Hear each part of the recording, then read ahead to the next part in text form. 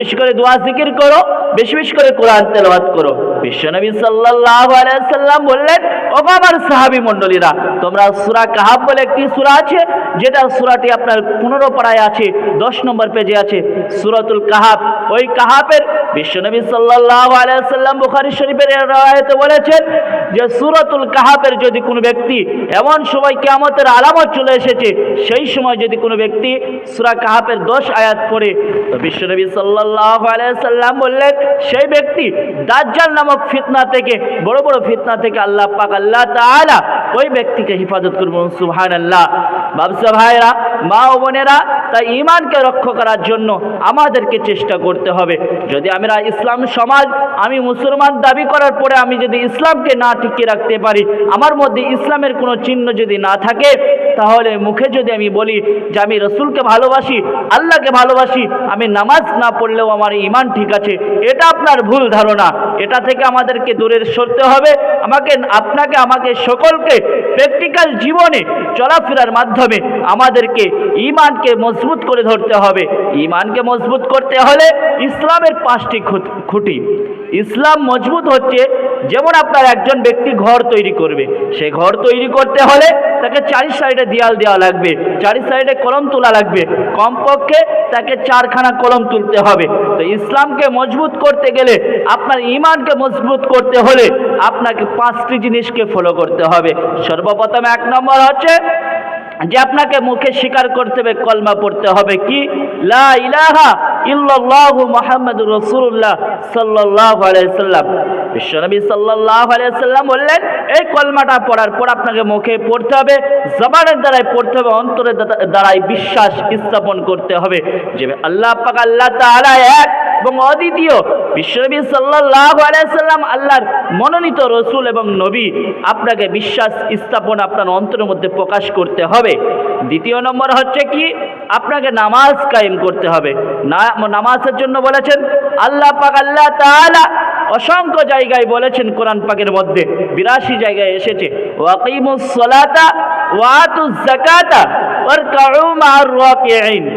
আল্লাহ পাক আল্লাহ তাআলা বললেন, ও আমার বান্দা বান্দিরা, তোমরা নামাজকে কায়েম করো। তোমাদের চলাফেরার মাধ্যমে তোমাদের নামাজকে তোমাদের পাবন্দির সহিত কায়েম করো। কায়েম মানে কি? আমাদেরকে নামাজকে চলাফেরার মাধ্যমে আমাদেরকে গঠন পড়িয়ে নিতে হবে, নামাজ পড়তে হবে। 2 নম্বর কি, ওয়াতুজ যাকাতা, যাকাত আদায় করতে হবে। যদি আপনার ধন সম্পদ হয়, টাকা পয়সা আছে, আপনি সদকা দান খয়রাত করলে আপনার কি হবে? মুসলিম শরীফের হাদিসের মধ্যে এসেছেন, মিশকাত শরীফের হাদিসের মধ্যে এসেছে, বিশ্বনবী সাল্লাল্লাহু আলাইহি সাল্লাম বলছেন, কোনো ব্যক্তি যদি বিপদ আপদের মধ্যে থাকে, সে যদি মাদ্রাসা মসজিদে কোনো গরিব মিসকিনকে সদকা করে, বিশ্বনবী সাল্লাল্লাহু আলাইহি সাল্লাম বললেন, আমার আল্লাহ পাক আল্লাহ তাআলা ওই উম্মতকে, ওই আল্লাহ পাকের বান্দা বান্দিকে সেই বিপদ আপদ থেকে আল্লাহ পাক আল্লাহ তাআলা উদ্ধার করবেন এবং সেই মুসিবত থেকে আল্লাহ পাক আল্লাহ তাআলা ওই বান্দাকে হেফাজত করবেন। সুবহানাল্লাহ। তাহলে আমরা বুঝতে পারলাম, ওয়াতুজ যাকাতা, আল্লাহ পাক আল্লাহ তাআলা দুনিয়াতে বসবাস করছেন, তারপর আল্লাহ পাক আল্লাহ তাআলা যে ধন সম্পদ আপনাকে দান করেছেন, সেই থেকে কিছু পরিমাণ আপনি মসজিদ মাদ্রাসাতে দান সদকা করবেন। মনে রাখবেন, আমরা ভাবি যে মসজিদ মাদ্রাসাতে দান সদকা করলে আমাদের টাকা কমে যাবে। না, আপনার এটা ভুল ধারণা।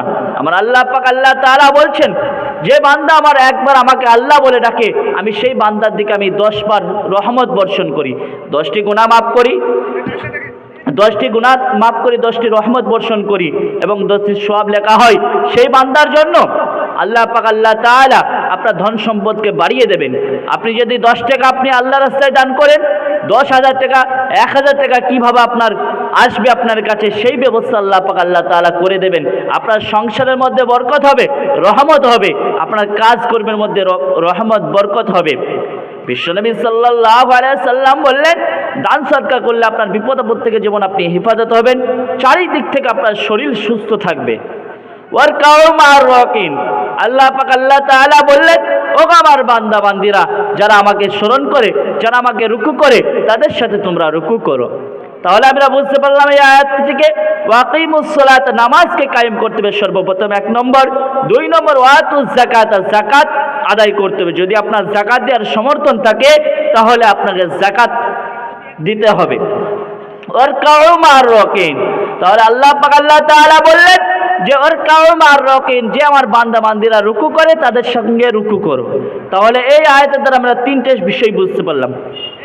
আল্লাহ পাক আল্লাহ তাআলা যে আমাকে আপনাকে সুস্থ মস্তিষ্কে রেখেছে, আজকে আপনি বুঝতে পারছেন না যে আল্লাহর দুনিয়াতে আছেন, অথচ আল্লাহর নিয়ামত আপনি বুঝতে পারছেন না। বড় দুঃখ লাগে, বড় কষ্ট লাগে যখন আমরা দুনিয়াতে চলাফেরার মাধ্যমেও আমাদের ভুলগুলো আমরা বুঝতে পারি না।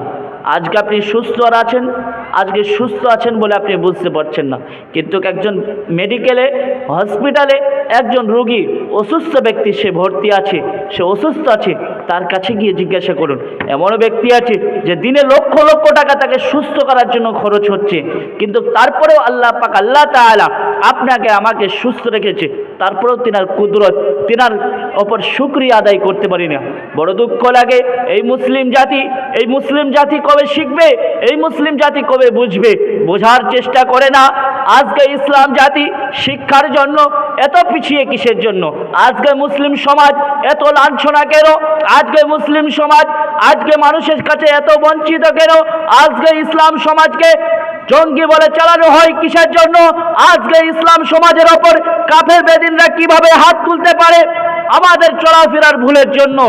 আজকে আমরা সেই রকম ভাবে তৈরি হতে পারিনি।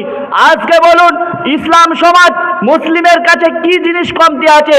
সৌদি আরবের মতন জায়গা, যেটা বিশ্বনবী সাল্লাল্লাহু আলাইহি ওয়াসাল্লাম বলে গিয়েছেন, এই মাটি খনন করলে এখান থেকে তোমরা ভবিষ্যতে সোনা পাবে, রূপো পাবে, হীরা পাবে, সমস্ত কিছু দামি দামি জিনিস, দামি দামি সম্পদ